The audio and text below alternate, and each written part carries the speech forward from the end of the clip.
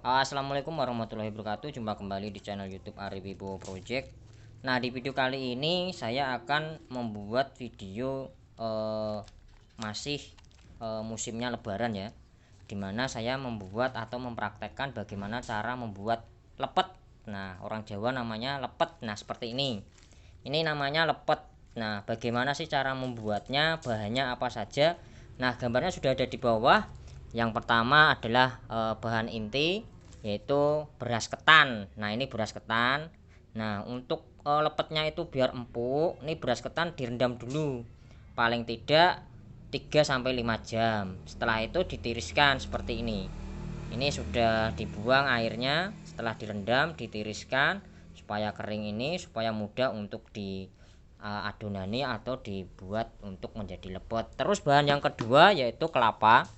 Kelapa itu dalam bentuk parutan boleh dicampur ya, dalam bentuk parutan seperti ini, nanti diaduk sama beras ketan tadi. Terus kalau orang Jawa itu ada yang memvariasi, kelapanya dipotong kecil-kecil dan diulet ke ketan, beras ketannya tadi.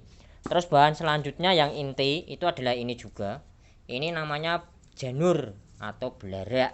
Nah, orang Jawa menyebutnya belarak, tapi ini yang paling pupus, paling atas yang masih muda itu disebutnya janur. Ini kita potong menjadi dua, awalnya seperti ini ya. Kenapa dipotong menjadi dua? Supaya bentuknya itu enggak besar, nanti yang makan satu udah kekenyangan. Nah, ini biar kecil-kecil dan hemat. Terus bahan inti selanjutnya ini adalah bleng. Orang Jawa menyebutnya bleng.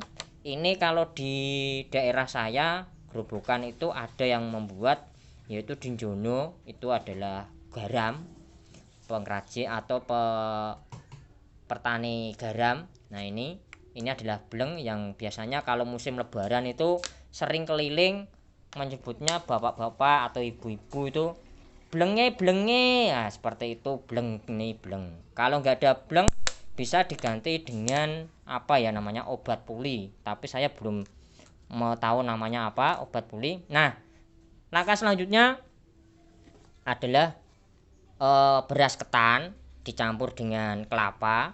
Nah, ini kita aduk-aduk seperti ini. Nah, setelah itu kita campur dengan bleng. Kita campur dengan bleng secukupnya, karena apa?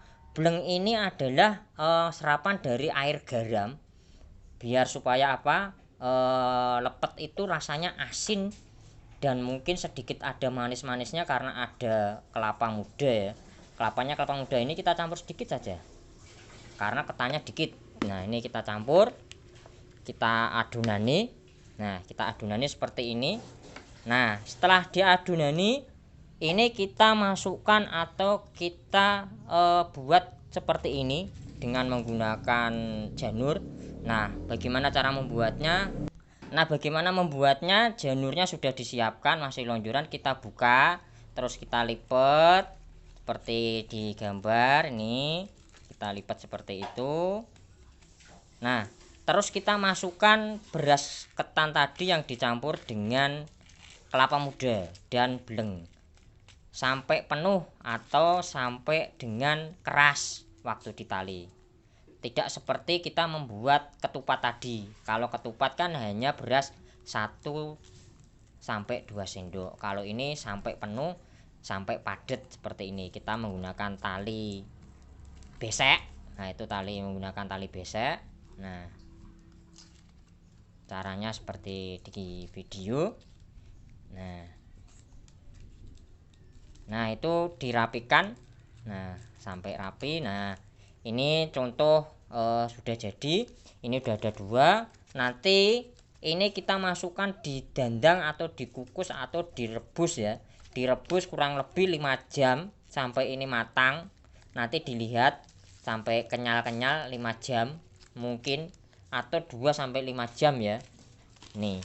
Nah, itu mungkin sedikit tutorial kali ini bagaimana cara membuat lepet untuk kecilan atau bodo kecil orang Jawa menyebutnya.